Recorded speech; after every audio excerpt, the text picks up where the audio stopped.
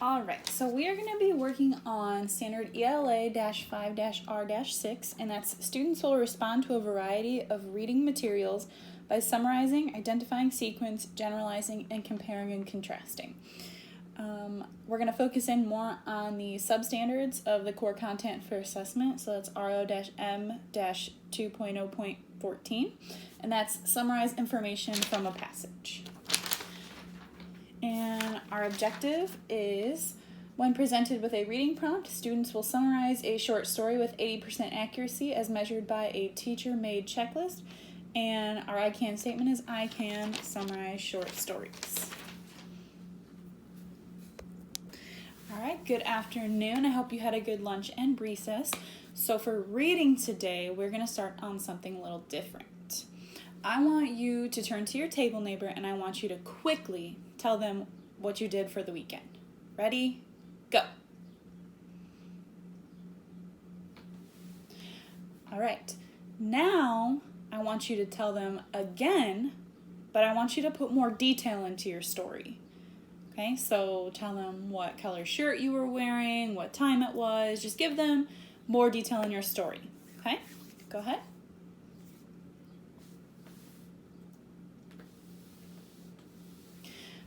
All right, so does anybody have any idea why I asked you to do it like that?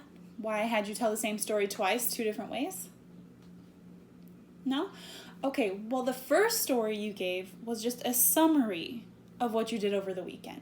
So that's just a quick glimpse of what you did. There's no detail, there's no crazy sentences, just straight to the point what you did over the weekend. And then the second story was the whole story, everything. Okay, so today we're going to be focusing in on summarizing. Okay, so like I said, that was the first story you told, was just your summary, just something quick. Okay, all right, so what is a summary? A summary is a shortened version of the main ideas of a text. Okay, and what is a main idea? A main idea is what the text is about. Okay, and also when we do summaries, we have key points. Okay, so key points are arguments or information used to support the main idea, and those can be developed or elaborated with supporting details. So pretty much it's the most important ideas and points to a story, and that is what makes up a summary. So we're going to watch a quick video.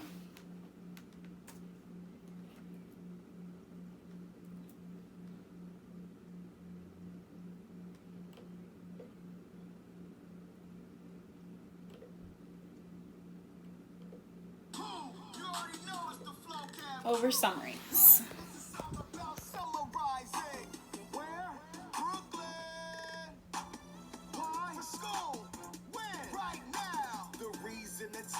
Summarize a text is to tell someone the gist, and so you don't forget. Put only relevant facts in a summary. That means important in case you were wondering. But don't make your summary too short. That leaves us asking questions and wanting more. Like, let's say you read the BFG. Your summary, it's about a girl named Sophie and a giant. I liked it a lot, but you didn't mention anything about the plot. That summary is missing critical facts. You said you liked it, we don't need to know that. But that's not the only way that you can go wrong. Sometimes summaries are way too long. Only key events and main ideas should be in it. So cut out any extra info to win it. If you read an article on greenhouse gases, I don't need to know that the interviewer wore glasses. When summarizing, 5 things will get you by. Who, what, when, where, and why. Like, who is Sophie? What happened to the story? All right, we get the point in that. Normally I would have them watch the whole video, but for time's sake, we're going to move on. All right. Okay, so a quick recap of that. A summary. A summary is a shortened version of the main ideas and key points within the text. Okay? A summary is not a place for opinion, a place for background knowledge, or a place for personal information. Okay? So we need to cut out all extra stuff and just get to the point. Okay? All right, so here's a couple steps that we can use to summarize. So, first step, we're going to read the text. Second step, understand the words within the text. Because if you don't understand what you're reading, you're not going to understand how to summarize it. So if you have questions, always ask so that you understand. And step 3, ask yourself, does the reader need to know this information to understand the text? Okay? If they do need to know it, if yes, then add that to your summary, add that to your text. If no, leave it out. If they don't need to know what color the shirt was, do not put it in the story, okay? All right, so what should our summary look like? A summary should be a complete sentence or two, should cover the main points and ideas, and should be in your own words. It shouldn't be only a few words, okay? So if it's a really short story, you're gonna have a couple sentences. If it's a longer story, you're gonna have more sentences, okay? All right. So with that being said, we're going to use a strategy for our summarizing today, okay? And this is going to be the summary strategy that we use, okay? It's going to look like this. All right. So it's the SWBST. All right. So the first S stands for somebody, who is the main character. The W is wanted. What does the main character want? B, but. What is the problem? S, so. How does the character try to solve the problem? And then T, then. How does the story end? Or how does the problem get resolved? Okay, so this is going to be our guide for our lesson today, our strategy we're going to use. And what we're going to use in our stories that we're going to read is this organizer. Okay, so this matches along with this. Okay, so our SWBST is right here. So when we read a text today, we're going to use this to fill it out. So we're just going to jot down little notes in each box. There's a someone, a wanted, a but, a so, and a then box. So jot down little ideas and little notes that's going to help you write the summary at the bottom of our organizer. Okay? All right. So I'm going to do an example for you using the graphic organizer. All right, so here's our story. There once lived a crow. One day he was very hungry. He had not been able to get any food the previous day. If I don't get anything to eat, I will starve to death, he said. As the crow was searching for food, his eyes fell on a piece of bread. He quickly swooped down, picked it up, and flew off. Far away in a lonely place, he sat on a tree and enjoyed the bread. Just then, a hungry fox saw the crow sitting on the tree, holding his bread in his mouth. Yummy, that bread looks delicious. What I would give to get a piece of that bread, said the fox.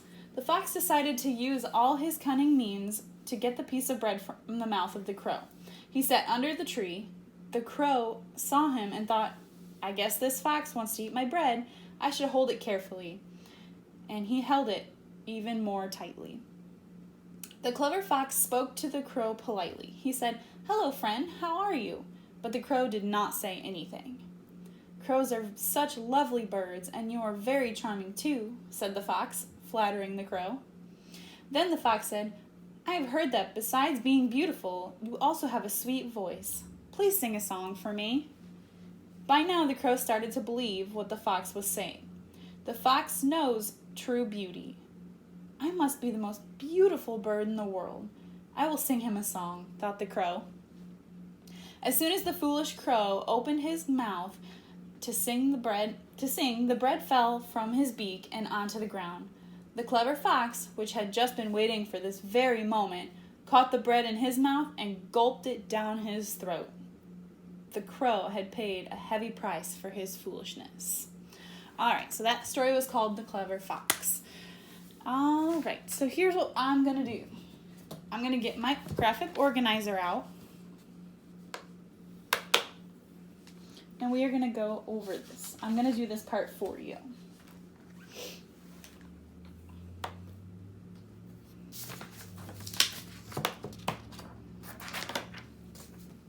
Okay. graphic organizer, the first thing that we're going to look at is our someone of the story. So, who is the main character? I already filled this part out for us, okay? I said that the main character was the foolish crow and the clever fox. Okay, so now I'm going to fill out the wanted box. What did the character want? So, if I remember from the story correctly, the fox wanted food.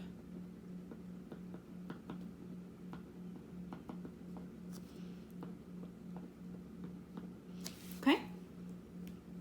All right, but what was the problem? Well, if I remember, the crow wanted to keep the bread, but the fox also wanted the bread. So, both wanted the bread. So, how did the character try to solve the problem? Well, the fox tricked the bird into singing him a song so that he would drop the bread. So that's what I'm going to write here in the so. Fox tricked crow into singing to drop the bread.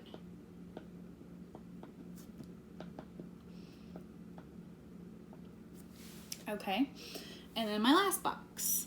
Then, what was the resolution to the problem, or how did the story end? So the bird dropped the bread, and the fox gobbled it up. Okay, so just to recap, someone, foolish crow, clever fox, wanted, I said the fox wanted the food, but both of them wanted the bread. So the fox tricked the crow into singing and dropping the bread. Then bird dropped the bread, fox gobbled it up. Okay, so that's how we're going to fill out the first portion. I just made my little notes up top. Then at the bottom, we're actually going to write our summary. I already have it written out for you because I wanted you to see both a good example and a bad example. Okay. So here's what I have. So here's a non-example. Incorrect. I wrote, there was a crow and a fox. The fox wanted the bread from the crow. Well, that's not a very good summary because the response is short and it does not include any key ideas or points from the text. Now here's a good summary, which I would write here at the bottom of my page. This story is about a foolish crow and a clever fox. The crow found a piece of bread, but the fox was hungry and wanted to get the bread. The crow did not want to give the bread to the fox, so the fox tricked the crow into singing him a song. The crow dropped the bread when he started to sing, then the fox gobbled up the bread. So that was a good, correct response because it is appropriate length and includes appropriate amount of key information and is written in complete sentences. Okay, so that is a good example. All right, so we're gonna try one together now. I want us to fill out this next organizer together. So let me get that up on the board. Okay.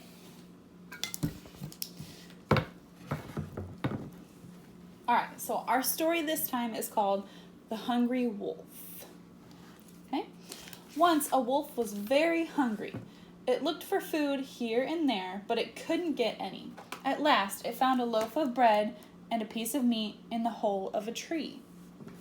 The hungry wolf squeezed into the hole. It ate all the food, but it was a woodcutter's lunch. He was on his way back to the tree to have lunch, but he saw there was no food in the hole. Instead, a wolf.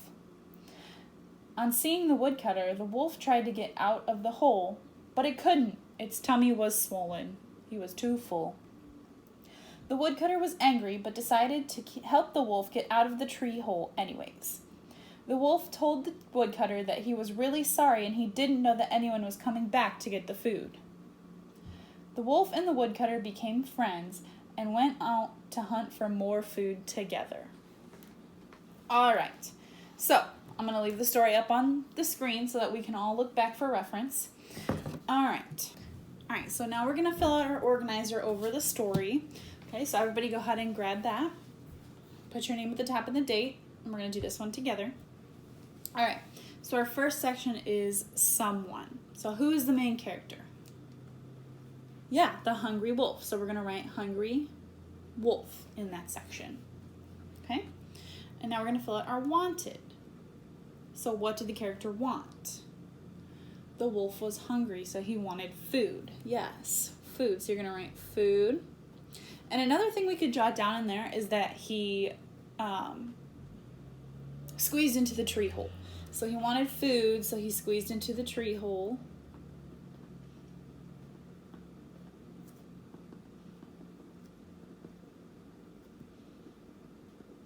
That might be a good thing to remember. All right, and then our but section. So what was the problem? Yes, the woodcutter came home. Yeah, he didn't come home, but he came back to the tree so he could get his lunch. Yeah, and there was no lunch left. What was there? The wolf. Okay, so I'm going to jot down woodcutter came back for lunch. And there was no food left, just a wolf. Okay, that is not what I would want to come back to. Okay, so we have our but section filled out, so now let's fill out our so section. So that says, how did the character try to solve the problem? Well, let's talk about the wolf's problem. So the wolf is stuck in the tree, and the woodcutter just came back for lunch. So what does the wolf do? How does he try and get out of his problem? He tries to squeeze out of the hole. So wolf tries to escape. But he can't because his tummy is too big.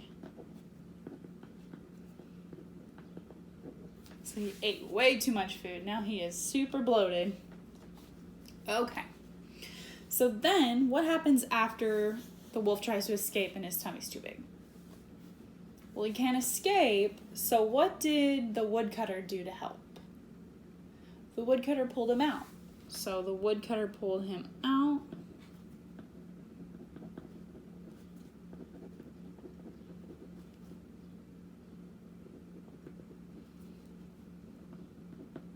And there's one more thing we can add to this. How did our story end?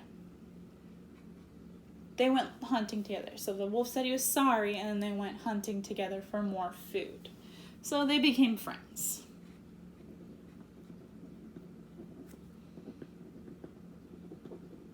Okay. So does everybody have all their notes jotted down at the top? All right. So now we're going to take all of our notes from the top, and we're going to turn it into a summary at the bottom.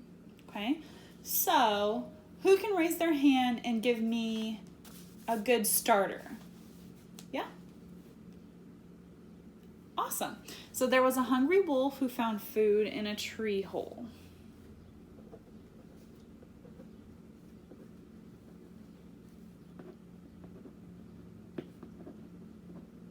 Okay, so that's a really good start. So we have our hungry wolf, and he found food. Okay? So we have our someone and our wanted. All right, who can raise their hand for another part? Yes? Yeah, that's really good. So he squeezed in.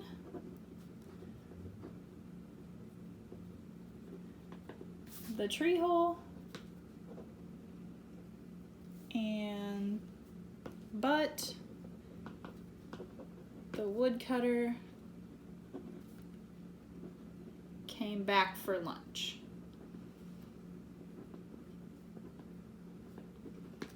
Awesome. That was a good second part. So now we have that our hungry wolf, someone, wanted to find food. So we have our wanted.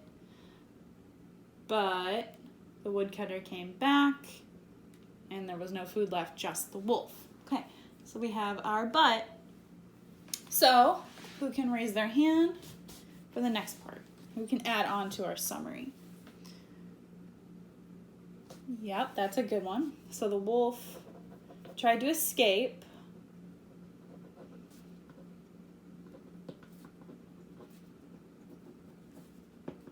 But his tummy was too big.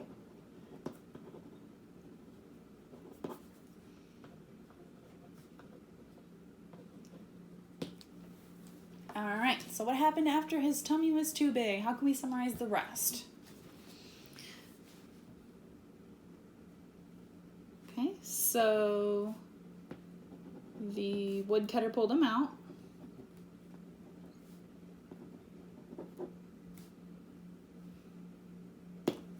And how can we finish this? The wolf said sorry, and then they went hunting.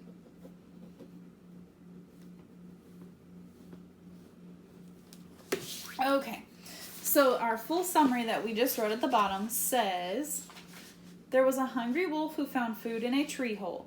He squeezed in and ate all the food, but the woodcutter came back to eat his lunch and it was all gone. The wolf tried to escape, but his tummy was too big, so the woodcutter pulled him out. The wolf said sorry, then they became friends and hunted for food together. That is a fantastic summary. You guys did a really awesome job with that, so go ahead and make sure your names are on it, and you can put that in your folder so you can use that for reference for later. Alright. So now we're going to get into groups. There's going to be 3 separate groups, and each group is going to have either a short story or an activity to do. Okay? And you're going to get another organizer that looked just like the one we were just using if you have a story. And then if you're in a group, you're going to read the story and you're going to fill out parts of the organizer and write the summary. Okay? There is one group that is activity-based, so you guys are not going to get an organizer, so you do not have to ask me for one. So for this part, I'm just going to explain what I would have each group doing, because it's a little hard with no students here. We would do it center style, so they would be in different parts all over the room.